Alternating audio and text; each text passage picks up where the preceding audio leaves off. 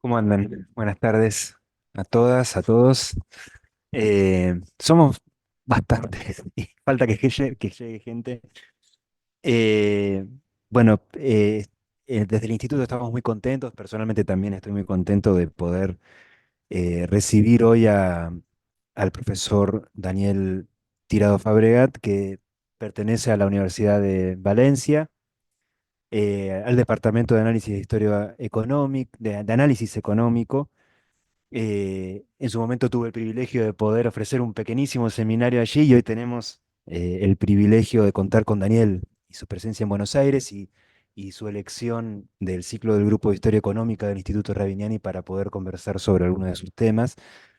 Trabaja temas muy nodales que van muy al hueso y que hacen un cruce muy sofisticado de preguntas historiográficas que son importantes y sobre las cuales va a ahondar Daniel, no me quiero anticipar, con metodologías muy sofisticadas, ¿no? Procedentes de una formación muy sólida en economía, tanto suya como de sus equipos, me permito decir, porque hay varios papers que están circulando y que de alguna manera vamos a ver si podemos eh, eh, identificar los factores comunes que los hilvanan, ¿no?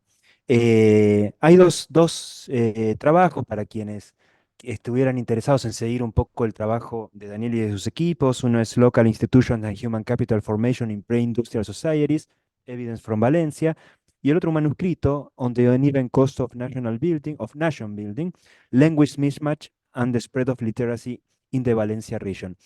Los dos títulos dan cuenta de una serie de cruces, como decía recién, nodales, y no por una apreciación personal, son nodales en la historiografía económica internacional contemporánea y tienen que ver con las distintas relaciones e impactos que hay entre variables que no son autoevidentes, ¿no? Y que ponen en conexión al contexto institucional, a su impacto sobre las desigualdades y a algunas aristas de esas desigualdades que no siempre son advertidas o que no son tan fáciles de identificar como lo son la educación, el alfabetismo y el impacto que las desigualdades en uno y en otro campo puedan llegar a tener o pudieron tener en sociedades preindustriales, hoy podríamos decir de antiguo régimen, sobre el desarrollo de largo plazo de algunas regiones, localidades, y particularmente el caso sobre el que trabaja Daniel, Valencia, ¿no? Que es un caso eh, particular y significativo a la vez por muchas razones. Así que, sin robarle más tiempo a Daniel, le doy la palabra. Muchísimas gracias, Martín.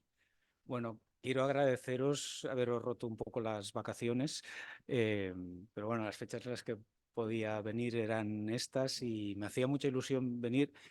eh, Desde la perspectiva, además, que me comentaba Martín que podía tener interés, que era no contar un paper, no creo que sea ese el sentido, sino intentar explicaros y conocer vuestra opinión acerca del proyecto que vamos ensamblando, ¿no? Y digo vamos porque aquí hay 5 personas, algunos conocéis a algunos de ellos y hay más gente, como comentaba Martín, ¿no? Más compañeros que estamos trabajando en forma de equipo. Yo, si algo se ha caracterizado mi investigación, es que nunca he trabajado solo como los de Liverpool, ¿no? Yo never walk alone porque no sabría tampoco. Eh, y además porque me lo creo que la colaboración, el que haya gente, aquí hay compañeros que son más de historia, gente que es más de econometría, o ahora estoy trabajando con geógrafos, alguna cosa os contaré, creo que nos enriquece a todos y es un win-win, ¿no? En cualquier caso. Entonces, lo que quiero contaros es eh, de dónde vengo, en qué estoy y a dónde quiero ir. Esa es básicamente. Para Me ha ayudado el hacer esta síntesis porque yo no lo tenía claro. De dónde vengo sí, pero dónde estoy tampoco lo acabo de ver y dónde quiero ir.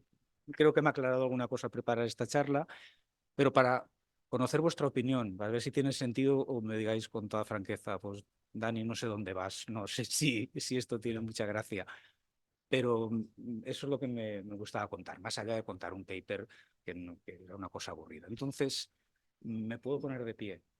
Sí, es que no sé hablar sentado. Entonces, bueno, aquí os digo, eh, Fran Beltrán está en Noruega, es un historiador económico, economista de formación, es historiador que economista, Trondheim, en Noruega. Alfonso Díez Minguela trabaja conmigo en Valencia, Julio Martínez Galarraga, dirigí la tesis hace muchos años en Barcelona, estuvo conmigo en Valencia y ahora ha vuelto a Barcelona. Y Alicia es una chica de económica análisis, muy potente en términos de econometría, y la hemos incorporado, aunque ya no es historiadora económica, pues le ha visto la gracia a esto y ya estamos colaborando bastante con ella. Entonces, esto que os voy a contar es el proyecto en el que estamos todos metidos. Vale, los que conocéis un poco, ¿os suena algo de...? ¿Sí? Así entro, vale. Gracias. Lo que hemos trabajado de forma insistente, y diría desde hace 15, 18 años, son los temas de desigualdad territorial. Agustina dice sí porque hemos intentado lanzar proyectos en este sentido. Desigualdad territorial porque trata de responder una pregunta muy contemporánea, ¿no? Nosotros muchas veces hablamos de Argentina o hablamos de España, pero dentro de ese agregado que es Argentina o España, las desigualdades en renta, en calidad de vida, en niveles salariales, en cualquier variable que puedan reflejar los niveles de desarrollo son muy dispares entre territorios. Y no solo en países de nivel de desarrollo medio, en países potencialmente muy desarrollados, las desigualdades es tremendas. Yo vengo de un país donde la renta per cápita media en Andalucía es la mitad de la renta per cápita media en Madrid. Y esto parece que es algo que no se ve. Entonces, lo que hicimos inicialmente es, tratábamos de ver, bueno, pero esto es un fenómeno actual o viene del pasado o cómo ha evolucionado en el tiempo y qué puede haber detrás, qué nos puede explicar, ¿no?, esta situación. Y lo que hemos dedicado mucho tiempo es a intentar explicar la historia que hay detrás de este mapa contemporáneo, ¿no?, de esta Europa en la que, bueno, en este color granate vemos toda la zona del este y del sur, suroeste, donde los niveles de renta per cápita son mucho más bajos que en la hot banana, ¿no?, desde el norte de Italia hacia Gran Bretaña. Pero lo que nos faltaba eran datos, cómo analizar esto. Y hemos dedicado mucho esfuerzo, mucho tiempo, no solo el Grupo Español, sino liando a mucha gente para trabajar esto y poder sacar alguna conclusión. Hemos hecho estudios en particular de España y tenemos ese librito de la desigualdad regional en España que arranca a mediados del siglo XIX hasta la actualidad, con datos de PIB per cápita bastante sólidos y que utilizan ya los economistas, quiere decir que les ha gustado la metodología o algo. Y luego participamos en ese proyecto que luego llevó Joan Rosés y Nico Wolf, con algunos casos, ¿no? El caso español lo trabajamos nosotros, el de Portugal con Mar Badía, la gente de Barcelona, con Lele Felice, el de Italia, el de Francia también lo hizo nuestro grupo con Joan Rosés. Hicimos eso. Y luego nos atrevimos incluso, primer lanzamiento con, bueno, buscando colaboradores en Latinoamérica, básicamente liderado, aunque yo aparezca el primero de la lista, es Henry el que estuvo más encima, ¿no? Intentar hacer aproximaciones, aunque son un poco más burdas, para ver también la gran desigualdad territorial y la evolución de esa desigualdad territorial en Latinoamérica. Eso es de donde venimos. Y lo que venimos, por lo tanto, es algo muy macro, ¿no? Y uno se hace preguntas sobre eso macro y cada vez se queda menos satisfecho. Y entonces lo que os voy a contar es la segunda parte de la historia, cómo me quedo cada vez menos satisfecho y busco bajar de lo macro a lo micro. Y lo micro quiere decir al final, cuando uno busca las razones profundas de por qué los territorios son tan desiguales, es porque los individuos toman decisiones que están sometidas a unas restricciones que son distintas. Y al final lo que nos interesaría saber es en qué condiciones operan esos individuos, ¿no? Eso es a donde vamos a ir. Vale, pero lo que veíamos, esto es simplemente para ilustrarlo. Con estos trabajos previos, por ejemplo, hicimos un trabajo en el que decíamos, vamos a mirar este sudoeste de Europa, que es el pobre, que estaría Francia, Italia, Portugal y España, y tenemos datos de 171 regiones, 15 cortes temporales, desde 1870 hasta ya, 2010 se cierra esto, tirando de las fuentes que fuimos elaborando, y identificamos como unos hechos estilizados de la desigualdad territorial. La primera es que si esto lo que tenemos aquí es el tiempo, 1870-2010, y un indicador de desigualdad, un coeficiente de variación ponderado no por población. Y la primera idea que surge es que, bueno, hoy decimos que hay mucha desigualdad, pero hace siglo y medio la desigualdad era incluso mayor. Segunda idea es que además hay como etapas. En esta primera etapa que iría entre mediados del 19, en este case study, que son estos países europeos, hay un proceso de crecimiento de la desigualdad que coincide con la primera globalización y con la difusión de la primera y en ciernes la segunda revolución tecnológica. Diríamos globalización y cambio técnico como impulsores de desigualdad territorial. Segundo, hay un periodo de estabilidad en el periodo de entreguerras y lo que tenemos un fuerte proceso de convergencia desde, bueno, el nuevo orden después de la Segunda Guerra Mundial hasta al menos los años 80 del siglo XX. Luego veremos que este mapa puede cambiar, en algún caso puede volver a crecer la desigualdad. Segunda idea es que la polarización es tremenda. Esto es la región más rica de nuestra muestra, que es básicamente siempre es París. En algún momento aparece Barcelona, en 1920 el pico es Barcelona, pero siempre es París, y las más pobres que coinciden con Galicia en España, algunas regiones de Portugal. Pero las distancias es de, pues eso, de multiplica por 8 el PIB per cápita de París a la de la región más pobre de esta muestra. Esto no es muy distinto a lo que pasa en Argentina. Pues el otro día estaba en la tesis de Mauricio Talasino, estuve en el tribunal y las estimaciones que ha hecho él también da ese tipo de factores, de un factor 8 entre la región más rica y más pobre para los años 30 del siglo XX. Da ese tipo de aproximación. O sea que las distancias son muy grandes y tal vez en las últimas etapas cuando son menores. Tercer hecho estilizado es que hay una geografía. No se distribuyen los territorios más pobres y más ricos de forma aleatoria en el espacio. Tal vez en 1870 es como esa geografía es más diluida, no hay un patrón muy claro, pero cuando avanzamos en el tiempo se va configurando. Se va configurando ese de nuestra muestra, ese norte más rico, ese sur más pobre. Estos 1910, después de esa primera etapa de crecimiento de la desigualdad, estos 1950, el dibujo ya está hecho. Las regiones pobres de estos 4 países están en el sur de Italia y el sur y oeste de la península ibérica. O sea, hay un patrón geográfico que luego se va a mantener en el tiempo. Esto es 1980, esto es 2010. ¿Vale? Hay una relación de la evolución de esa desigualdad con el crecimiento económico. La idea de Jeff Williamson de que hay una curva en forma de U invertida, en la medida que las sociedades avanzan en términos de desarrollo, en las etapas iniciales la desigualdad territorial crece, es un paralelismo con la desigualdad personal de la renta, la CACNES, ¿no? Que luego eso comienza a caer a niveles niveles de desarrollo económico medido como PIB per cápita más elevados, pero lo que marca esta evidencia es que para niveles muy altos de desarrollo parece que esta desigualdad comienza a crecer de nuevo. Esto no es el tiempo, sino que es el nivel de renta per cápita, ¿vale? Lo que observaríamos este patrón. Y el que más me interesa es este, y aquí arranca lo que os quiero contar. Y si me voy, cuando lleve 20 minutos me lo dices y así acelero o freno, ¿vale? Aquí lo que tenemos es un diagrama de transición. Diríamos, dividimos todos los valores de renta per cápita de las regiones que estamos analizando y los ordenamos en 5 quintilas. Las muy pobres, las regiones de renta media, las ricas y las muy ricas. Y vemos cuál es su evolución entre 1860 y 2010. Y lo que nos está mostrando la primera columna, ese azul clarito, ese celeste que tenéis ahí, casi argentino diríamos, que el 80% de las regiones que eran muy pobres en 1870 continúan siendo muy pobres en 2010. ¿Vale? Y si vemos el otro extremo de la distribución, lo que nos dice es que las que eran muy ricas en 1870, el 85% de las que eran muy ricas en 1870, continúan estando en la quintila de más ricas en 2010. La persistencia. Y yo creo que esto es una gran noticia para los historiadores, porque lo que nos apuntaría es que para entender lo que pasa, lo que hemos de mirar es por qué eran muy pobres unas en 1870 y por qué eran otras muy ricas en 1870, en los inicios de los procesos de desarrollo. ¿Vale?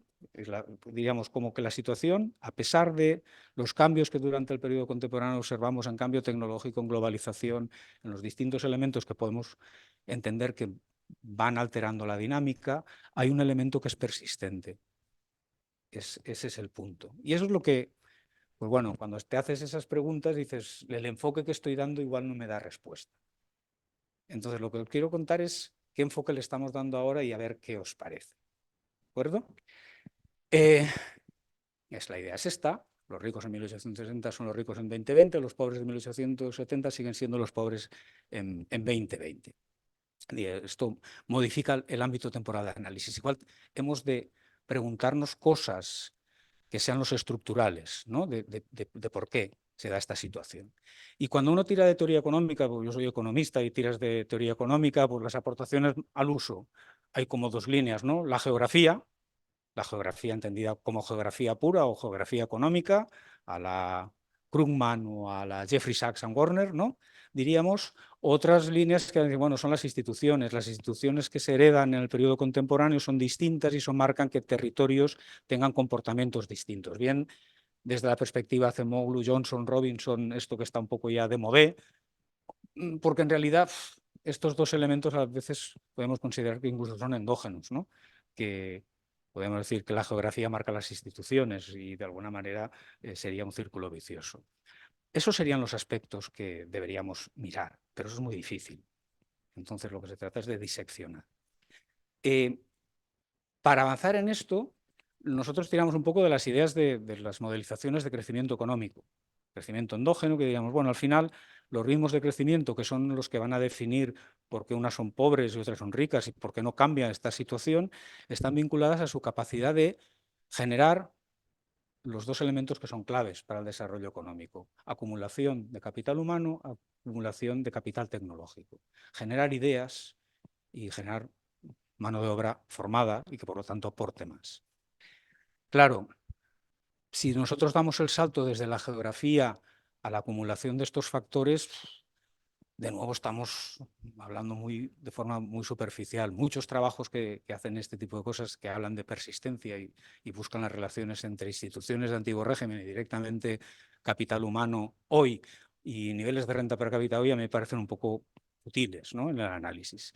Entonces, lo que trataríamos es de ver a través de qué mecanismos geografía e instituciones alteran algunos aspectos de los territorios que estamos analizando que pueden ser clave para entender que luego esas sociedades, esos territorios, tengan problemas para acumular capital humano, para desarrollar capital tecnológico propio.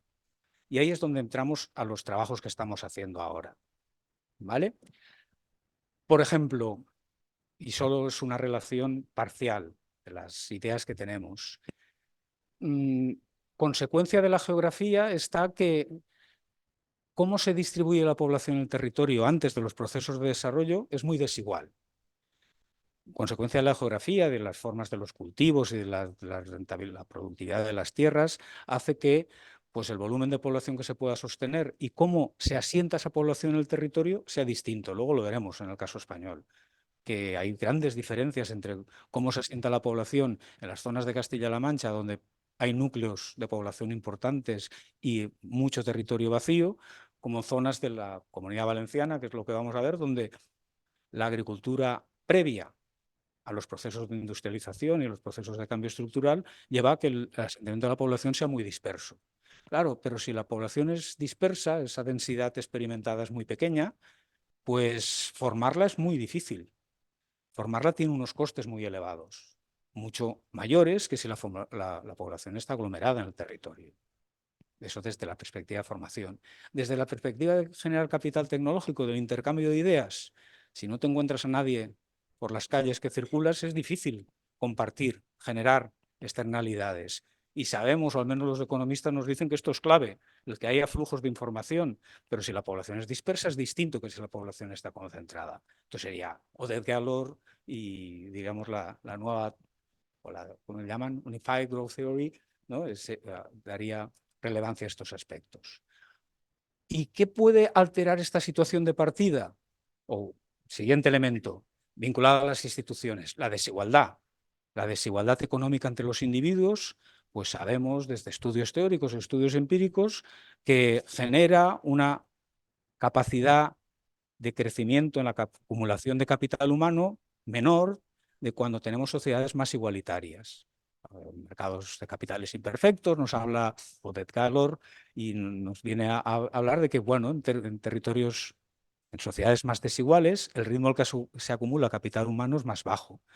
tal vez las instituciones de antiguo régimen puedan marcar que los niveles de desigualdad en renta de los individuos sean distintos entre unos territorios y otros, y eso hace que en el largo plazo tengamos ritmos de acumulación de capital humano que son distintos. ¿Vale? Y digo, en tercer lugar, ¿qué puede alterar estas pautas que vienen marcadas por el pasado, por esta geografía y estas instituciones ancladas en el pasado? La acción del Estado. El Estado es un agente que puede ir transformando esta realidad. Entonces, también podemos observar, y aquí es otra línea de trabajo que estamos desarrollando, que luego entraré, es que el Estado no se distribuye de forma homogénea en el territorio, porque la capacidad que tiene este para alterar las acciones de los individuos va a estar muy marcada por cómo ellos están asentados en el territorio o cuál es el nivel de desigualdad que se observa. O sea, el Estado puede alterar esa dinámica, pero a la vez tiene un despliegue territorial que no es igual en el territorio. ¿Vale? Entonces, este es nuestro planteamiento. Esto lo que te lleva es que la evidencia que necesitas para trabajar estos temas, pues pase de lo macro a lo muy micro, a lo muy territorial, porque lo importante aquí está el territorio y cómo vive la gente, digamos, las situaciones cotidianas de la población, a qué se enfrentan. Entonces, nosotros siempre hacemos aproximaciones a estos temas a nivel de Estado, nosotros quisimos bajar a nivel regional, algunas aproximaciones a un nivel territorial un poco más pequeño, los partidos judiciales, los distritos, pero lo ideal sería tener datos individuales, microdata, como trabajan ahora en muchos casos en Estados Unidos y se está empezando a trabajar mucho en Latinoamérica y en Europa.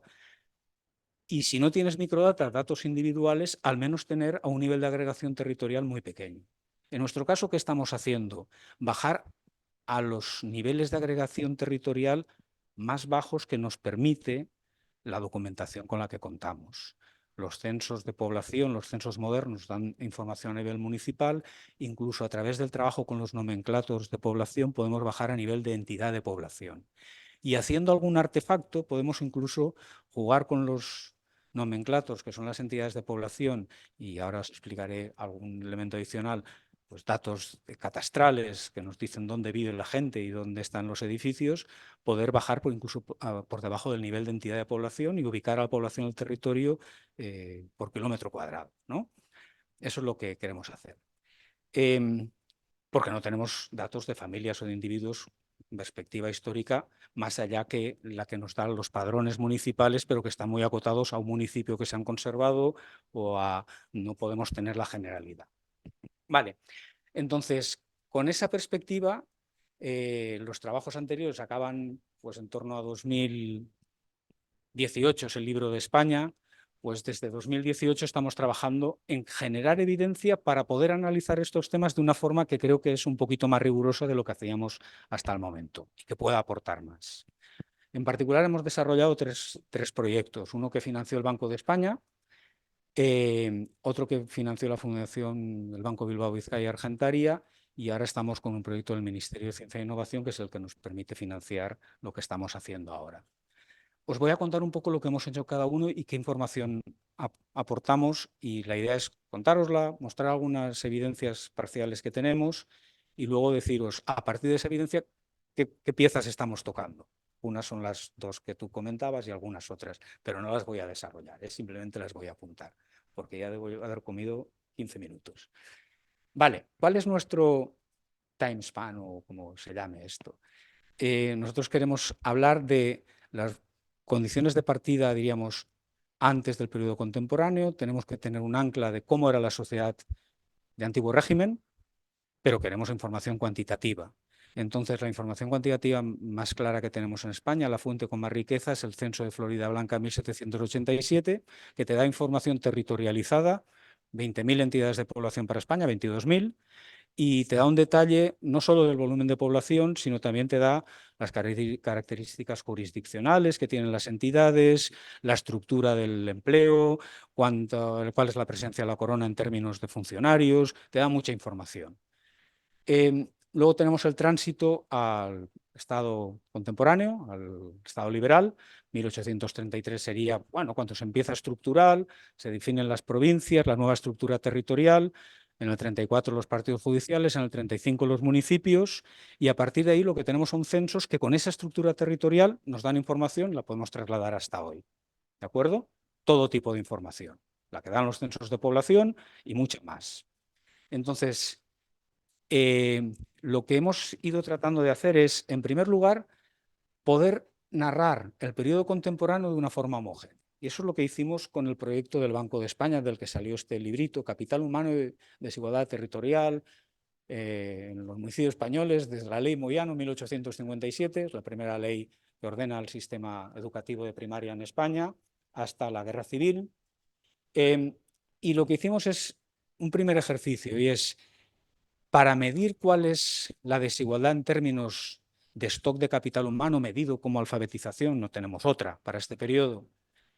Para este periodo largo, que sería el primer despliegue del Estado liberal español hasta la Guerra Civil, lo que tenemos es información a nivel municipal, pero los municipios es algo que se define en 1835 y hay 11.000 municipios en España, y en 1930 solo hay 9.200 y pico, y hoy tenemos 8.100, van cambiando.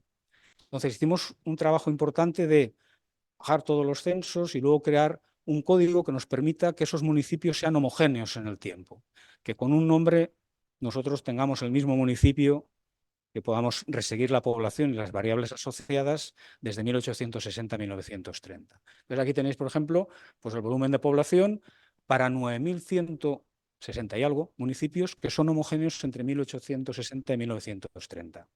Eso es una novedad. Luego está el trabajo que hizo el Instituto Valenciano de Investigaciones Económicas, que permite conectar eso hasta la actualidad. Entonces podemos enlazar unos con otros y reseguir la población con municipios homogéneos desde mediados del 19 hasta hoy. Y eso es lo que permite dibujar estos mapitas. Los censos también nos dan las tasas, bueno, la población que sabe leer y escribir, podemos calcular tasas de alfabetización, y es la primera imagen que tenemos. Con municipios homogéneos, ¿cuáles son las tasas de alfabetización? Más oscurito, tasas de alfabetización más altas; más clarito, más bajas. Y lo que vemos es que el mapa español es muy desigual. En términos de alfabetización, en 1860, cuando aún no ha entrado en vigor la ley, o entró en vigor en el 57 la ley Moyano, diríamos, es la herencia del antiguo régimen, ¿no? ¿Cuáles eran los niveles formativos medidos por alfabetización antes del despliegue del Estado liberal y de la inmersión que pueda suponer? Y ya se dibuja un esquema norte-sur en 1860, y luego ya lo vemos en 1900, lo de abajo lo que tenéis en 1930. Y que incluso dentro de una provincia, de un territorio acotado, las desigualdades son tremendas. En el caso de la Comunidad Valenciana, en 1860 el municipio que menos alfabetización tiene una tasa de alfabetización del 6%, y el que más tiene prácticamente un 50%. La disparidad es tremenda. Cuando nosotros vamos agregando, hablamos de provincias, tienes una media que te dice poco de la desigualdad. Y cuando vas a nivel de España media, pues no te dice nada. ¿Vale? Y otra cosa que sale de ahí. Lo que tenéis aquí es la evolución, la tasa de alfabetización. Cada punto es un municipio en 1860 y la tasa de crecimiento de esa tasa de alfabetización entre 1860 y 1900.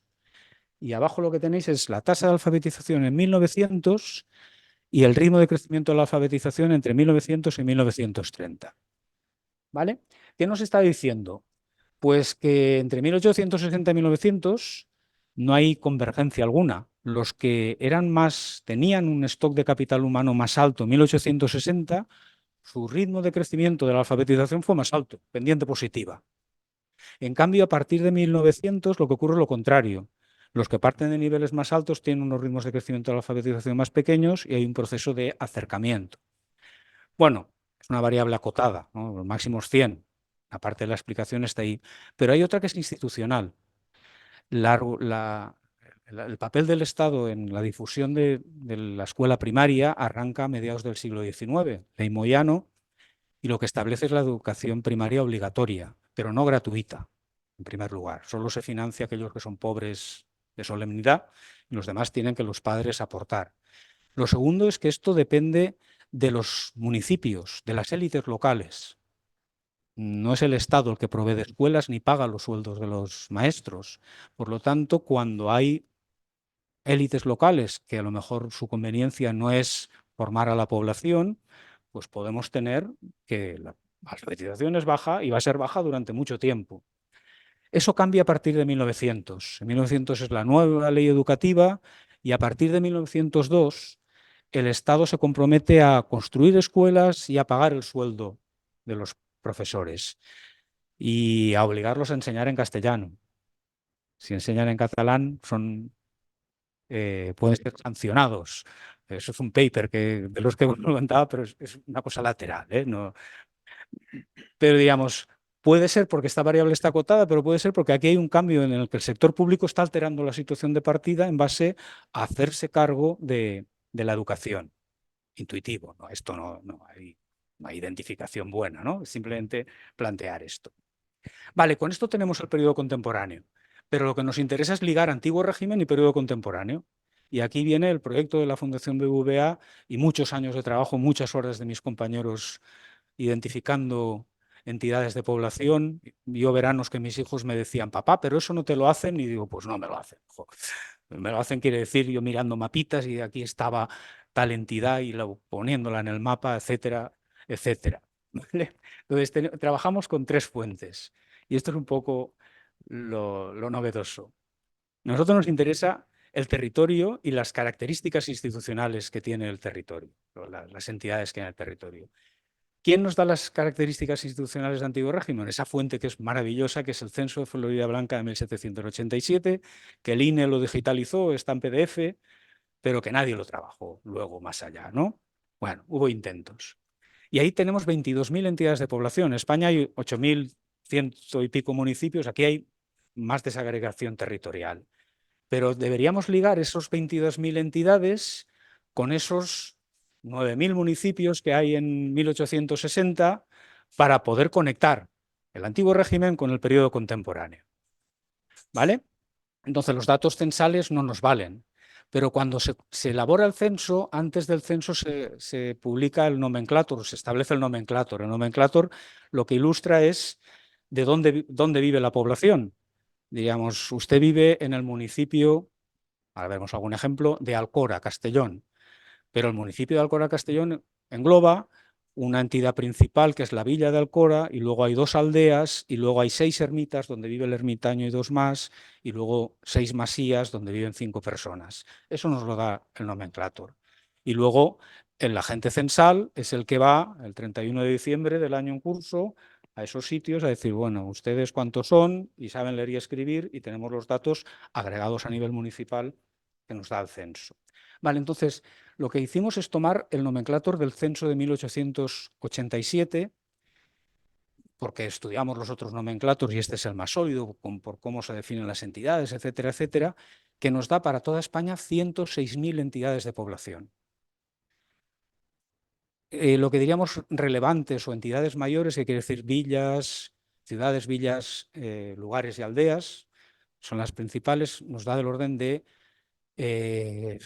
45.000. Y luego hasta 106.000 son entidades menores. Y lo que queremos es tenerlas porque con esas entidades seguro que están las 22.000 que nos da Florida Blanca. Si las podemos enlazar, tendremos Florida Blanca ligado a las entidades contemporáneas. Y luego, si ese nomenclátor lo podemos trasladar y conectarlo con los nomenclátoros actuales, además del nombre de la entidad y la población y las características, nos da la geolocalización, dónde estaban cada una de ellas. Entonces nos hemos pasado como 3 años haciendo estos ejercicios. Al final hemos contratado una chica informática que es una maravilla y nos ha facilitado algunas cosas, ¿no? Del matching y todas estas cosas. Pero esto es Big Data casero, ¿vale? La idea es esta, nomenclátor del 87, 20.000 entidades de población, nomenclátor del 87, 43.000, he dicho 65.000 o 43.000 entidades mayores, y luego lo tenemos los nomenclatos actual que nos dan infinidad de entidades, porque cada casa prácticamente está identificada.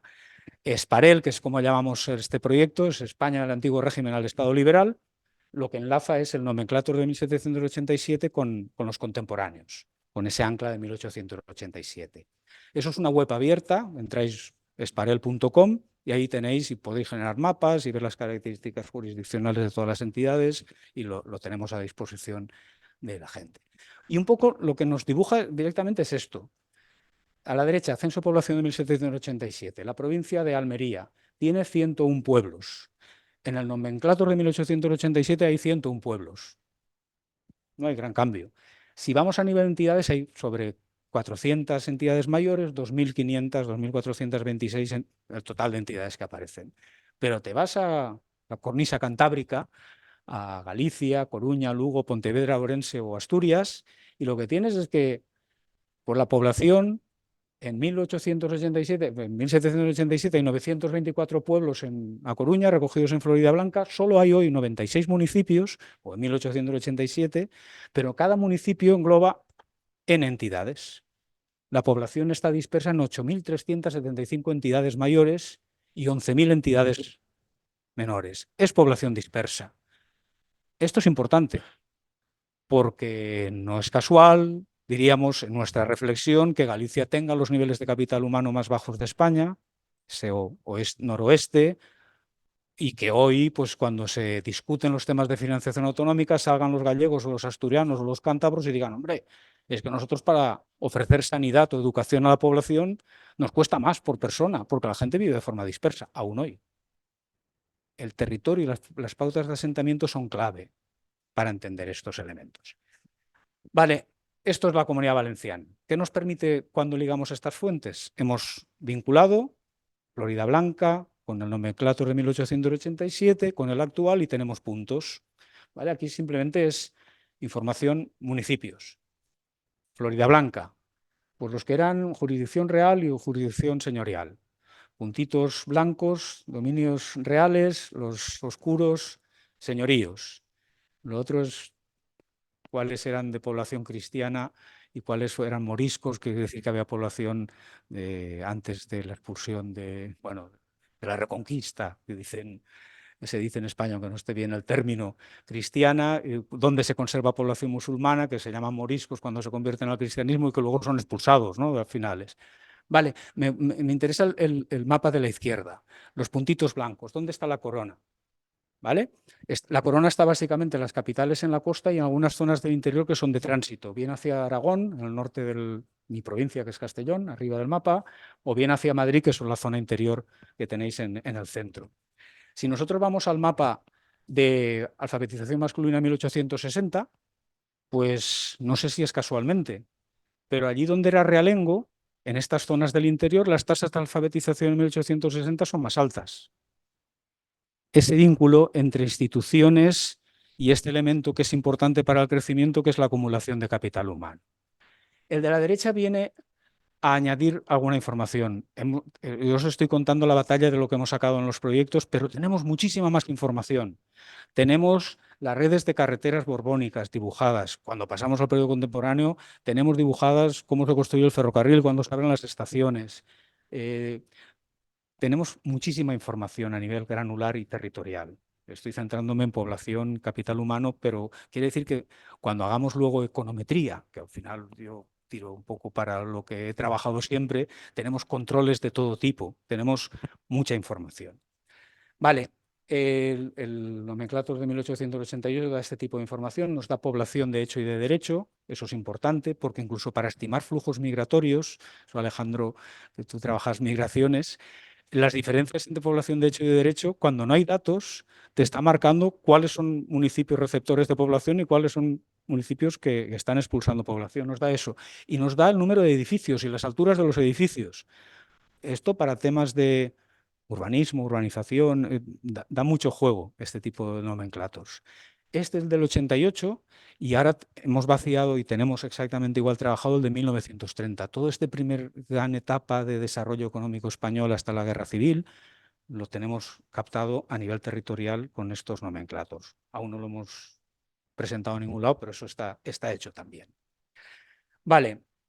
Y el último punto, en lo que estamos ahora, en esto de conocer territorio, es bajar cuanto más mejor.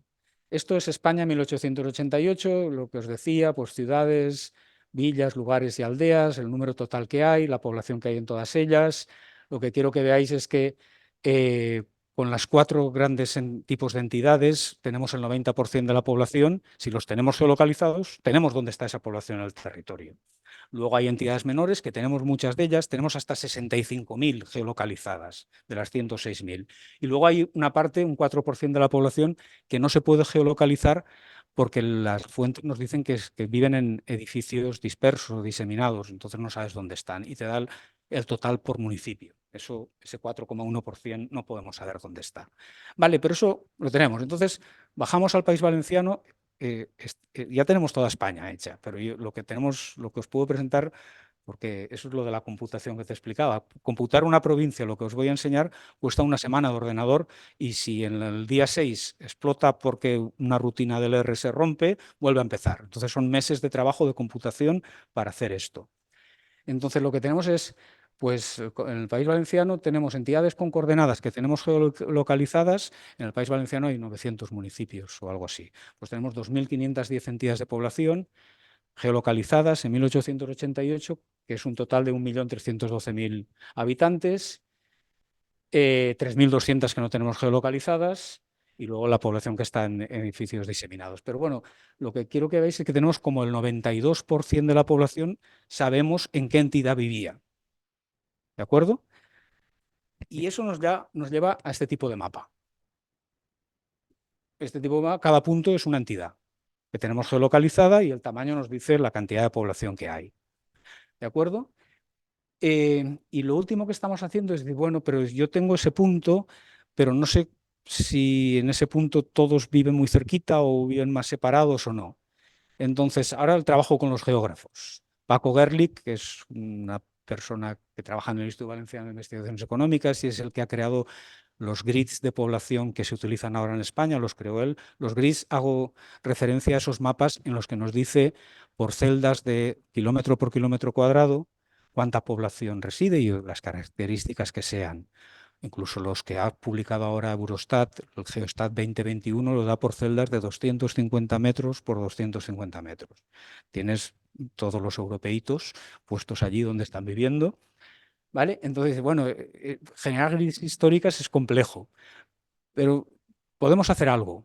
No es la perfección, porque no vamos de abajo. Ahora tienes datos de dónde viven, en qué calle y cuántos viven en cada casa. Nosotros los que tenemos es una aproximación desde arriba. Tenemos las entidades y los que queremos es distribuirlas en el territorio. Pero podemos distribuirlas más allá de lo que se hacía tradicionalmente, que decir, bueno, como aquí hay pendiente, vivirán pocos, y si hay un río, pues dentro del río no van a vivir. Bueno, eso es como se hacía. A Paco y con Alfonso se nos ocurrió una metodología que estamos intentando vender, ¿no? Y al menos los geógrafos la han comprado, que es lo que presenté en el el Congreso de los Geógrafos. Tenemos una información adicional. Tenemos catastro. El catastro, supongo que en Argentina hay algo similar, ¿no? Lo que nos dice es, pues tienes todos los edificios que hay en la nación y además te da la fecha de registro, no es la de construcción.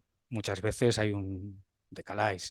Incluso algunos desaparecen y luego no desaparecen de catastro y sigue existiendo el edificio. Entonces, lo que hemos hecho es descargarnos todo el catastro de España. Aquí es la muestra de la Comunidad Valenciana, los millones de edificios que hay, y elegir aquellos cuya fecha de registro fuera en 1900 o anterior. De forma que si estaban en 1900, aunque se hubieran construido antes, sabíamos que en 1900 existían. Y entonces distribuir cada punto en función de dónde están los edificios según catastro. Entonces, eso es lo que tenéis aquí. Esto es Requena, según catastro, en 1900. Esos son los edificios que hay en Requena en 1900, los que están coloreados, y lo que se hace es, pues bueno, viendo esos edificios, generar un contorno que puede ser por fuera o convexo o cóncavo. Eso puedes jugar como quieras, no es un problema técnico que yo no resuelvo, pero Paco lo hace perfectamente. Y entonces digo, mira, Requena, en 1900, la población que me sale en la entidad de Requena tenía que estar ahí, ¿vale? De forma que yo puedo entonces generar ese tipo de información. Esto es el País Valenciano 1888, esto es el País Valenciano hoy. Y salen cosas que son chulas. En el País Valenciano tenemos un problema hoy que es la despoblación. Y la martingala de la despoblación, de los municipios que se están quedando vacíos, la España vaciada. Y los economistas y geógrafos que se dedican a esto es un problema contemporáneo, como mucho arrancaría en los años 50 del siglo XX, la atracción de las ciudades, el abandono del campo. Como historiador no estoy de acuerdo con eso, porque los máximos de ocupación del territorio en España, nos dicen los historiadores agraristas, cuando más se desenvuelve la agricultura, están a finales del XIX. Y ya antes de la Guerra Civil lo que tenemos son grandes flujos migratorios a Cataluña, a Madrid, al País Vasco, y mis ancestros son de un pueblo del interior de Castellón, en eso que ahora está vacío, y antes de la Guerra Civil se fueron a vivir a Barcelona. Entonces, lo que queremos ver ahí es eso. ¿Qué ocurría en 1888? Que hay grandes zonas del territorio donde eso no quiere decir que haya mucha población, eso quiere decir que el territorio está ocupado por alguien. Hay celditas de esas en las que hay 5 personas que viven en una masía, otras que es una entidad, la cabeza del municipio, donde viven 1000. ¿De acuerdo? También tenemos el dato de cada celdita cuántos habría, pero esto simplemente es un dibujo. Y lo que se observa es que ese proceso de vaciado o este cambio de la el asentamiento de la población en el territorio tiene dos caras. Una que es la más conocida, que es el desplazamiento del interior a la costa. Bueno, eso lo conocemos, donde están las ciudades. Pero la otra es que el territorio del interior se vacía en el sentido de que lugares que eran habitados, aunque fuera por poca población, quedan vacíos. Esto es el salto entre 1880 y el 2021. Ahora que estamos trabajando el de 1930, los primeros datos que tenemos es que ya se empieza a vaciar. En 1930 ya aparece esa parte del interior que se está vaciando. Y esto es importante desde la perspectiva de lo que estamos hablando, porque ¿por qué arranca ese proceso? Una interpretación es muy economicista, diríamos, es el desarrollo económico, pues en las ciudades empieza a desarrollar la industria, actividades comerciales, los niveles salariales son más altos, son actividades que tienen economías de aglomeración y entonces la población agraria busca esos salarios más elevados, ese wage gap, va hacia estas zonas y además como se vacía lo que es actividad económica que es dispersa y va hacia actividad económica que es concentrada en el territorio, genera este efecto. Correcto, esto es cierto, es una parte de la historia. Pero hay otra que es el Estado. Desde 1900 en España el Estado empieza a gastar. Os decía en educación, ponen colegios, pero también médicos y también farmacias y también se localizan las que son cabezas de partido judicial, pues allí los juzgados y la Guardia Civil y las prisiones de partido. Y entonces la acción del Estado hace que se genere un coste de oportunidad adicional a vivir de forma dispersa, aunque fueran municipios del interior. Aquel que vivía en una masía que está a 5 o 7 kilómetros de la cabeza de municipio, en cuanto en la cabeza de municipio se empiezan a ofrecer servicios, el coste de oportunidad de seguir viviendo allí es cada vez más alto. Y a lo mejor el padre de la familia sigue viviendo allí, en la masía, pero si es posible envía a sus hijos a que vivan en la cabeza del municipio, donde tienen unos tíos, unos familiares, porque allí podrán ir a la escuela, porque no van a ir los chavales cada día 5 kilómetros arriba y abajo. Es lo mismo, el impacto del despliegue del Estado y de ofrecer servicios públicos hace que exista un coste de oportunidad adicional a estas formas de asentamiento. Vale, esto es en lo que estamos, ¿de acuerdo? Generar evidencia. Me comentaba a Martín, mi ilusión es generar muchos layers, muchas capas de información y que los historiadores, los economistas las puedan aprovechar, pero hechas con cariño. Y con cariño quiere decir con cuidado con las fuentes, que no sea simplemente coger unos documentos que ahora las técnicas de OCR, Machine Learning, te permiten convertirlos en datos y luego explotarlos. No, trabajarlos en serio y trabajarlos con un nivel de rigor elevado. A partir de esta información, nosotros utilizarla para las preguntas que nos estamos haciendo. Entonces, aquí vienen, esto es el resumen de lo que os he contado, y esto es lo que estamos haciendo. Pero no voy a contar nada de lo que estamos haciendo, porque ya me he pasado de la hora, bastante. Pero, por ejemplo, pues un primer ejercicio con esta información ha sido ver, utilizar Florida Blanca y los datos que nos puede ofrecer Florida Blanca enlazados con los datos contemporáneos de alfabetización para ver si estos temas de las instituciones de antiguo régimen que generan sociedades locales más o menos desiguales, tienen un impacto sobre los niveles, los stocks de capital humano que se tienen en el siglo XIX. Esto en términos de econometría es complejo, porque identificar estas conexiones es complejo. Pero en el País Valenciano tenemos pues, un shock que buscan los economistas muchas veces, y es que entre los señoríos, que diríamos son instituciones donde las élites locales tienen mucho poder y que el Estado no interviene, la corona interviene poco, normalmente se considera que la desigualdad era más alta, que la extracción que había para los habitantes de estos señorías era superior a las que tenían las entidades de población de la corona. Pero puede ser endógeno, ¿no? Entonces, lo que tenemos es un shock, es que dentro de estos señoríos había unos que eran de origen cristiano y otros de origen morisco. Los moriscos fueron expulsados en España en 1609 y lo que caracteriza es que fueron expulsados 300.000 habitantes, que era un tercio de la población del momento, ¿eh? No es cosa menor. Pero lo que caracteriza es que los nobles protestaron porque les quitaron a sus esclavos y dijeron, bueno, esto hay que repoblarlo y además los que vengan aquí a trabajar, déjanos, señor rey, que les pongamos las mismas condiciones duras y severas que tenían los moriscos, que eran más duras que las que tenían otros señoríos cristianos. Entonces, aprovechamos ese shock para ver si en aquellos señoríos donde había habido población morisca, que eran altamente extractivos, literatura Acemoglu, los niveles de capital humano que se tienen en el siglo XIX son más bajos que respecto a otros señoríos menos extractivos o respecto a los de la corona. Eso es un ejercicio que vincula lo que estábamos hablando desde el principio, instituciones de tipo extractivo con la posibilidad de acumular o no capital humano, con información muy granular y enlazando antiguo régimen. No intentamos explicar la realidad de hoy, eso de la persistencia no me creo nada. De hecho, el ejercicio este lo que nos muestra es que eso es así y es significativo en 1860, pero en cuanto el Estado empieza a actuar, y sobre todo a partir de 1900, provee de servicios públicos, provee de escuelas, ese efecto desaparece.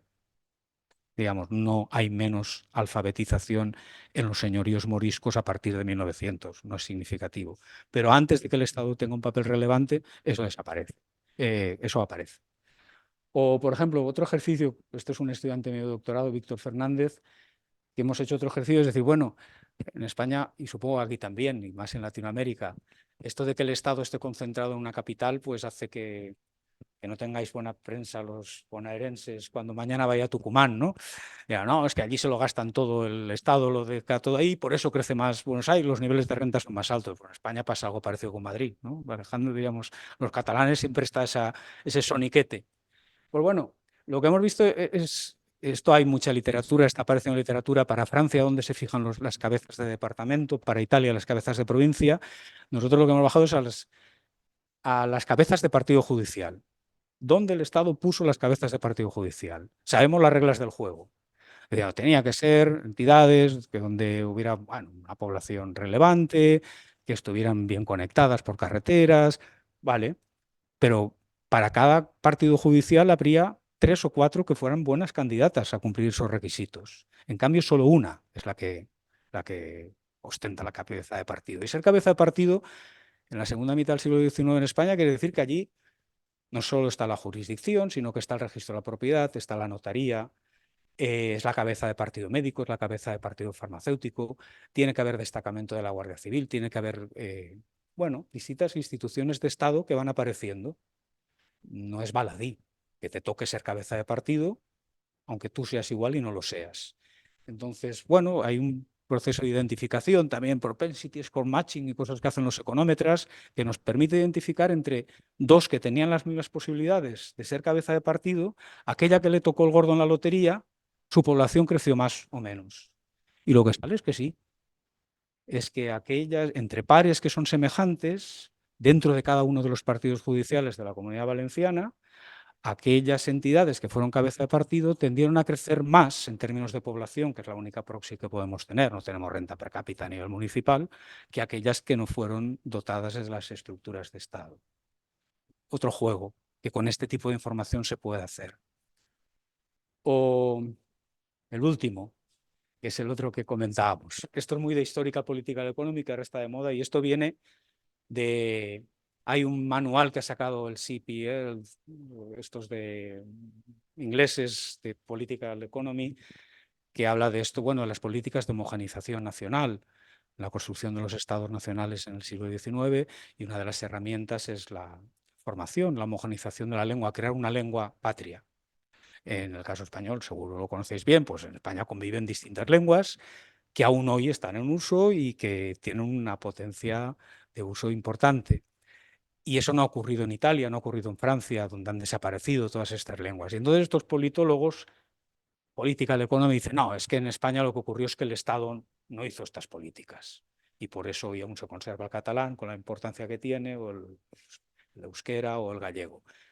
Como historiador ves estas reflexiones y te pones malo, ¿no? Porque dices, esto poco saben, que no es solo una cuestión del franquismo, es que desde los orígenes del Estado liberal español, incluso de antes, desde el siglo XVIII, la Real Cédula de Carlos III es de 1761, en la que dice que la enseñanza ha de ser en castellano. No es nada nuevo, pero sobre todo se refuerza desde que el Estado toma parte de la formación. En 1857 en la Ley Moyano y en 1900 con la nueva ley educativa en la que se dice que ahora, dice Romanones en la Cámara, ahora que el Estado paga a los profesores, faltaría más que en las escuelas públicas nacionales enseñen catalán, y aquel que enseñe en catalán será sancionado.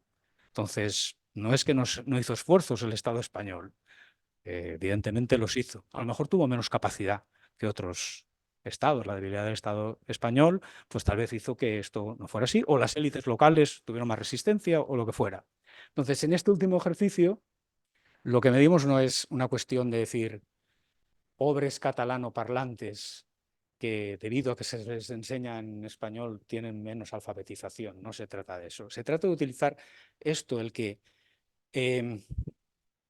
si tú estás sujeto a una formación, una lengua que no es la lengua de uso en tu familia, pues tus costes de adquirir alfabetización van a ser más altos.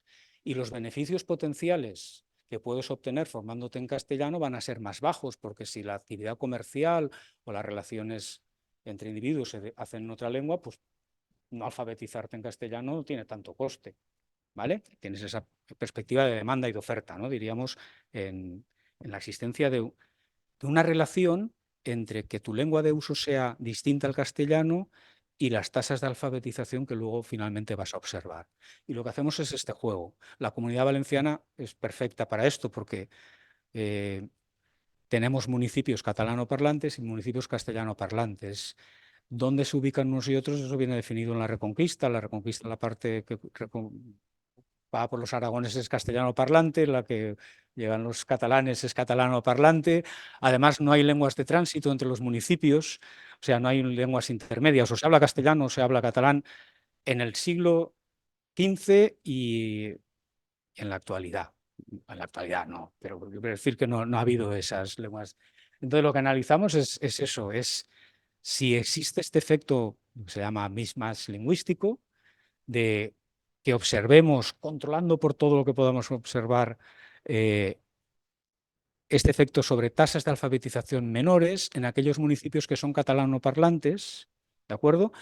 De nuevo con técnicas que permiten la identificación. En este caso es propensity score matching, que quiere decir yo enlazo municipios que por sus características geográficas podrían haber sido castellanoparlantes y son catalanoparlantes, y comparo entre ellos. Dos que fueran similares, en términos de que potencialmente podrían haber sido una lengua u otra, ver si el que realmente fue catalano parlante, las tasas de alfabetización fueron más bajas respecto al que fue castellano parlante. Y lo que nos da es que sí, pero de nuevo, en cuanto avanza el tiempo y el Estado pone recursos, pues eso desaparece. ¿Y por qué desaparece? El papel de las élites. Lo que caracteriza a los municipios catalanoparlantes cuando se les obliga a crear escuelas a las élites locales que son catalanoparlantes, es decir, si yo educo a la gente en castellano, lo que estoy poniendo es eh, la zapata de plata al enemigo, al Estado. Yo lo que quiero es mantener mis privilegios. Y si las élites me van a obligar a que la gente se forme en castellano, a mí me puede ir mal. Eso pasó en el Imperio Austrohúngaro exactamente igual. Entonces, lo que tenemos es que hasta que el Estado pone las escuelas, la dotación de escuelas, de maestros, etcétera, etcétera, en los municipios catalanoparlantes es mucho más baja. ¿vale? El Estado en España actúa tarde y mal, con pocos recursos, solo a partir de 1900 en este caso, de forma que, pues, aunque se obliga a la educación en castellano, las lenguas territoriales permanecen más que en otros estados europeos donde el gasto de la apuesta del Estado es más clara y hay más recursos y las élites locales se lo tienen que, eh, no pueden mantener su estatus. Bueno, entonces son piezas, lo que quería decir es eso, es que son piezas que si uno lee de mi currículum y dice, ¿y qué ha publicado últimamente? Pues cosas que son muy dispersas, pero lo que quería contaros es que cómo cobran lógica desde la perspectiva global, ¿no? Y sobre todo conocer vuestra opinión, que habéis estado muy educados y no habéis dicho nada, habéis dicho más de una tontería, pero lo que os pediría es eso, que me deis vuestra opinión y si esto va bien encaminado, porque queremos seguir estas batallas. Y muchas gracias.